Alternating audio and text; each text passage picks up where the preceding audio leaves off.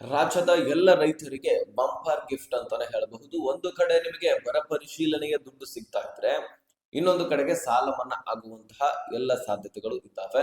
ಹೌದು ಸ್ನೇಹಿತರೆ, ಬಹುದಿನದ ನಿರೀಕ್ಷೆ, ರೈತರ ಪ್ರತಿಭಟನೆ, ಕಾವೇರಿ ನೀರಿನ ವಿವಾದವಾಗಿರ್ಲಿ, ಜೊತೆಗೆ ಬರ ಪರಿಹಾರ ಸಿಗಬೇಕು ಅನ್ನುವಂತಹ ಬೇಡಿಕೆ ಆಗಿರಲಿ, ಸಾಕಷ್ಟು ದಿನದಿಂದನೂ ಕೂಡ ಇದು ಚರ್ಚೆ ಆಗ್ತಾ ಇತ್ತು. ಆದ್ರೆ ಸರ್ಕಾರ ಇನ್ನೂ ಕೂಡ ಬರ ಪೀಡಿತ ಜಿಲ್ಲೆಗಳಂತ ಯಾವುದೇ ಜಿಲ್ಲೆಗಳನ್ನು ಕೂಡ ಕ್ಲಿಯರ್ ಆಗಿ ಘೋಷಣೆ ಮಾಡಿರಲಿಲ್ಲ.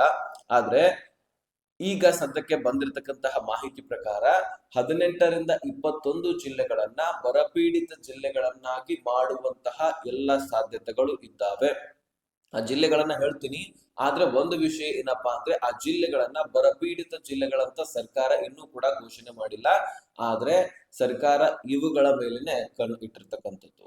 ಸೊ ಹಾಗಾದ್ರೆ ಬನ್ನಿ, ಆ ಜಿಲ್ಲೆಗಳಲ್ಲಿ ನಿಮ್ಮ ಜಿಲ್ಲೆನೂ ಕೂಡ ಆಗಿದೆಯಾ, ಜೊತೆಗೆ ಸಾಲ ಮನ್ನಾ ಸಿಗತ್ತಾ, ಎಲ್ಲವನ್ನು ಕೂಡ ಈ ವಿಡಿಯೋದಲ್ಲಿ ನಾವು ಗಮನಿಸ್ತಾ ಹೋಗೋಣ. ಸಾಧ್ಯವಾದ್ರೆ ನೀವು ಈ ವಿಡಿಯೋನ ಕೊನೆವರೆಗೂ ವಾಚ್ ಮಾಡಿ, ಚಾನಲ್ಗೆ ಸಬ್ಸ್ಕ್ರೈಬ್ ಮಾಡ್ಕೊಳ್ಳಿ.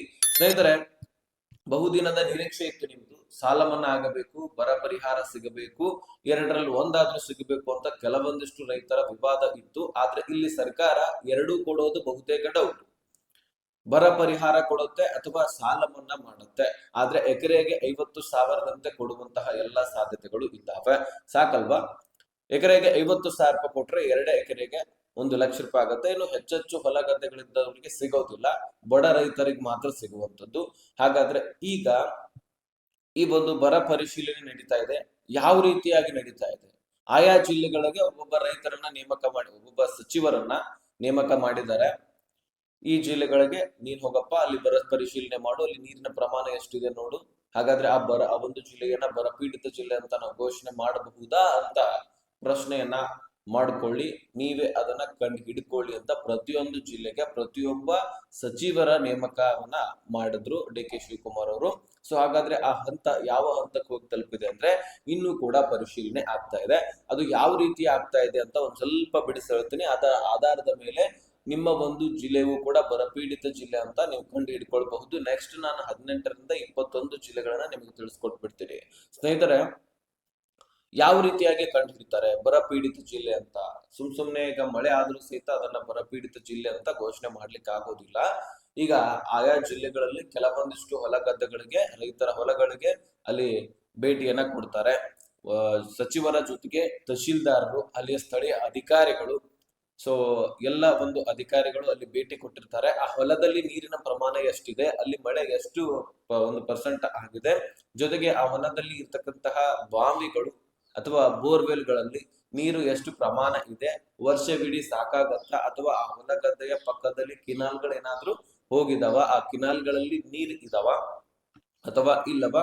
ಸೊ ಇದನ್ನು ಕೂಡ ಒಂದ್ ಸ್ವಲ್ಪ ಚೆಕ್ ಮಾಡಲಾಗತ್ತೆ. ಜೊತೆಗೆ ಅಲ್ಲಿ ಬೆಳೆದಿರ್ತಕ್ಕಂತಹ ಬೆಳೆಯು ಒಣಗಿ ಹೋಗಿದೆಯಾ ಅಥವಾ ಹಸಿರು ರೂಪದಲ್ಲಿದೆಯಾ, ಎಷ್ಟು ಬಾರಿ ಬಿತ್ತನೆ ಮಾಡಿದ್ರೆ ಅಲ್ಲಿ ಬೆಳೆ ನಾಶ ಆಗಿದೆ. ಅಂದ್ರೆ ಕೆಲವೊಂದಿಷ್ಟು ರೈತರದ್ದು ನಮ್ಮ ರಾಜ್ಯದಲ್ಲಿ ಎರಡೆರಡು ಸಾರಿ ಬಿತ್ತನೆ ಮಾಡಿದ್ರು ಸಹಿತ ಬೆಳೆ ಬರಲಿಲ್ಲ, ಮಳೆಯನ್ನ ಆಧಾರ ಇಟ್ಕೊಂಡು ಬಿತ್ತನೆ ಮಾಡಿದ್ರು, ಆದ್ರೆ ಫಲ ಸಿಗಲಿಲ್ಲ. ಸೊ ಇದಕ್ಕಾಗಿ ರೈತ ಸಂಕಷ್ಟಕ್ಕೆ ಇನ್ನೂ ಹೆಚ್ಚಾಗಿ ಈಡಾಗಿದ್ದಾನೆ. ಅದಕ್ಕಾಗಿ ಆ ಎರಡೆರಡು ಬಾರಿ ಇಲ್ಲಿ ಒಂದು ಬಿತ್ತನೆ ಮಾಡಿದ್ರು ಸಹಿತ ಸರಿಯಾಗಿ ಫಲ ಸಿಕ್ಕಿದೆಯಾ ಇಲ್ವಾ ಅಂತಾನು ಕೂಡ ನೋಡಲಾಗತ್ತೆ. ಜೊತೆಗೆ ಕಿನಾಲ್ಗಳು, ಡ್ಯಾಮ್ಗಳು, ಜಲಾಶಯಗಳು ಇದೆಲ್ಲವೂ ಕೂಡ ತುಂಬಿದಾವ ಅಥವಾ ಇಲ್ವಾ ಅನ್ನುವಂಥದ್ದನ್ನು ಕೂಡ ಅಲ್ಲಿ ಕಂಡು ಹಿಡಿಯಲಾಗತ್ತೆ. ಇದೆಲ್ಲವನ್ನ ತಿಳ್ಕೊಂಡು ಬರೀ ಒಂದು ರೈತರ ಹೊಲಗಳಿಗೆ ಭೇಟಿ ಕೊಡೋದಿಲ್ಲ, ಆ ಜಿಲ್ಲೆಯಲ್ಲಿ ಸಾಕಷ್ಟು ತಾಲೂಕುಗಳಿಗೆ ಭೇಟಿ ಕೊಡ್ತಾರೆ.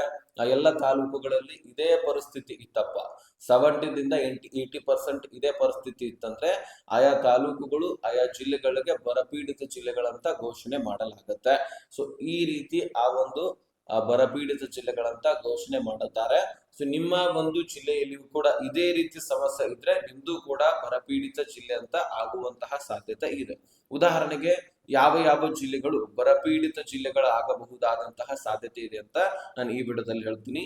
ಸ್ನೇಹಿತರೆ, ವಿಜಯಪುರ, ಬಾಗಲಕೋಟೆ, ಗದಗ, ಕೊಪ್ಪಳ, ರಾಯಚೂರು, ಯಾದಗಿರಿ, ಅದೇ ರೀತಿಯಾಗಿ ಕಲಬುರಗಿ, ಅದೇ ರೀತಿಯಾಗಿ ಬೀದರ, ಬಳ್ಳಾರಿ, ವಿಜಯನಗರ, ಹಾವೇರಿ, ಧಾರವಾಡ, ಚಿತ್ರದುರ್ಗ, ತುಮಕೂರು, ಕೋಲಾರ, ಚಿಕ್ಕಬಳ್ಳಾಪುರ, ದಾವಣಗೆರೆ, ಬೆಳಗಾವಿ, ಶಿವಮೊಗ್ಗ, ಹಾಸನ, ಮಂಡ್ಯ ಈ ಒಂದು ಜಿಲ್ಲೆಗಳು ಬರಪೀಡಿತ ಜಿಲ್ಲೆಗಳಂತ ಘೋಷಣೆ ಆಗಬಹುದಾದಂತಹ ಎಲ್ಲ ಸಾಧ್ಯತೆಗಳು ಇದ್ದಾವೆ. ಒಂದು ವೇಳೆ ಇದೇ ಜಿಲ್ಲೆಗಳು ಬರಪೀಡಿತ ಅಂತ ಘೋಷಣೆ ಆಗಿದ್ದೇ ಆದ್ರೆ ಅಥವಾ ಇದಕ್ಕಿಂತ ಕಡಿಮೆ ಜಿಲ್ಲೆಗಳು ಕೂಡ ಆಗಬಹುದು. ಆ ಎಲ್ಲ ಜಿಲ್ಲೆಗಳಲ್ಲಿರ್ತಕ್ಕಂತಹ ರೈತರ ಖಾತೆಗಳಿಗೆ ಈ ಬರ ಪರಿಹಾರ ಸಿಗುವಂತದ್ದು.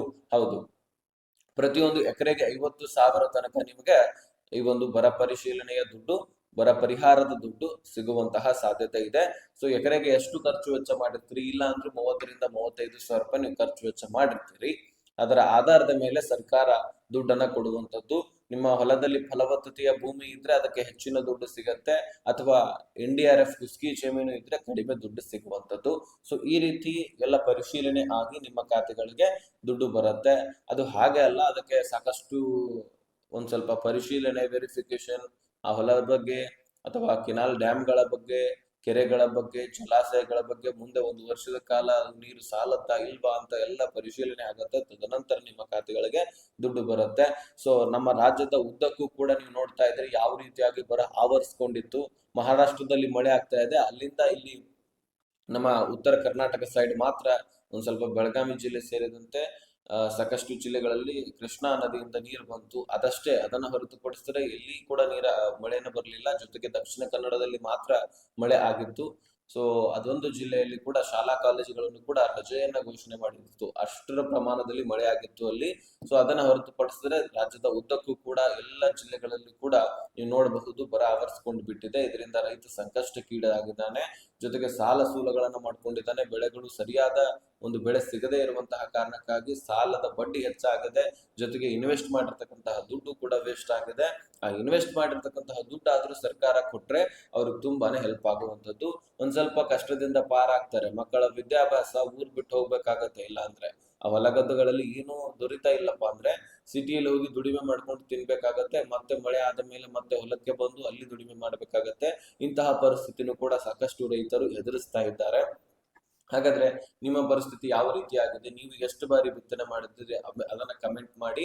ಜೊತೆಗೆ ನಿಮ್ಮ ಹೊಲ ಗದ್ದೆಗಳಲ್ಲಿ ಇದೇ ರೀತಿಯಾಗಿ ಪರಿಶೀಲನೆ ಮಾಡ್ಲಿಕ್ಕೆ ಯಾರಾದ್ರೂ ಬಂದಿದ್ದಾರಾ, ಅಥವಾ ನಿಮ್ಮ ಜಿಲ್ಲೆಗೆ ಯಾವ ಸಚಿವರು ನೇಮಕ ಮಾಡಿದ್ದಾರೆ? ನಾನು ಹಿಂದಿನ ವಿಡಿಯೋಸ್ಗಳಲ್ಲಿ ತಿಳಿಸಿದ್ದೀನಿ ಯಾವ ಜಿಲ್ಲೆಗೆ ಯಾವ ಸಚಿವರ ನೇಮಕ ಮಾಡಿದಾರಂತ.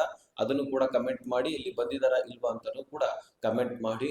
ಯಾಕಂದ್ರೆ ಅವರು ಬರ್ಲೇಬೇಕು. ಇದು CM ಅವರ ಆದೇಶವೂ ಕೂಡ ಹೌದು. ಅವರು ಬಂದು ಅಲ್ಲಿ ವೆರಿಫಿಕೇಶನ್ ಮಾಡ್ಬೇಕು, ಖುದ್ದಾಗಿ ಸಚಿವರೇ ಬರ್ಬೇಕಲ್ಲಿ. ಈ ರೀತಿ ಒಂದು ಮಾತುಕತೆ ಆಗಿರ್ತಕ್ಕಂಥದ್ದು. ಇದರ ಆಧಾರದ ಮೇಲೆ ಬರಪೀಡಿತ ಜಿಲ್ಲೆಗಳಂತ ಘೋಷಣೆ ಆಗ್ತವೆ.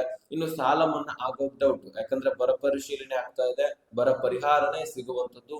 ಸಾಲ ಮನ್ನಾ ಆಗೋದು ಬಹುತೇಕ ಡೌಟ್. ಯಾಕಂದ್ರೆ 2ರಲ್ಲಿ 1 ಕೊಡುತ್ತೆ ಸರ್ಕಾರ, 2 ಕೂಡ ಕೊಡ್ಲಿಕ್ಕೆ ಆಗೋದಿಲ್ಲ. 90% ಡೌಟ್. ಇನ್ನು ರೈತರ ಆಕ್ರೋಶದ ಮೇರೆಗೆ, ಪ್ರತಿಭಟನೆ ಮೇರೆಗೆ 2 ಕೊಟ್ಟರು ಕೊಡಬಹುದು, ಆದ್ರೆ ಅದು ಬಹುತೇಕ ಡೌಟ್. ಇನ್ನು ನಿಮ್ಮ ಅನಿಸಿಕೆ ಈ ವಿಷಯದ ಕುರಿತಾಗಿ ಏನನ್ನುವಂಥದ್ದನ್ನ ಕಮೆಂಟ್ ಮಾಡಿ. 2 ಬೇಕಾ ಅಥವಾ 1 ಬೇಕಾ, ಅಥವಾ ಒಂದನ್ನೇ ಸರಿಯಾಗಿ ಕೊಡಬೇಕಾ ಅಂತ ಕಮೆಂಟ್ ಮಾಡಿ ತಿಳಿಸಿ. ಈ ಇನ್ಫಾರ್ಮೇಶನ್ ರಾಜ್ಯದ ಎಲ್ಲ ರೈತರಿಗೆ ಶೇರ್ ಮಾಡಿ, ಅವ್ರಿಗೂ ಕೂಡ ಕ್ಲಿಯರಿಫಿಕೇಶನ್ ಸಿಗ್ಲಿ.